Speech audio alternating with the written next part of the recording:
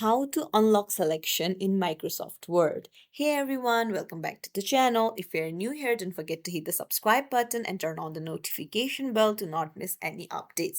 Today I'm going to show you how to unlock selection in Microsoft Word. So first things first, open up your Microsoft Word document and go to File option on the top left, and there go ahead and tap on Info. Now here tap on Protect Document, and you can see restrict editing and mark as final. So make sure both of these are turned off, because restrict editing means you control the types of changes others can make.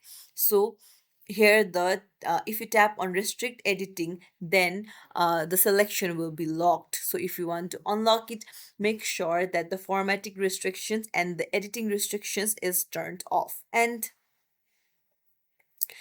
another one is mark as final. So you can see that if you mark as final, this document will be marked as final and then saved. So that means no further changes can be made. So make sure these both are off. Then it will help you unlock your selection on Microsoft Word. If you found this tutorial helpful, don't forget to like and subscribe to our channel for more tips and tricks. Thank you for watching. See you in the next video.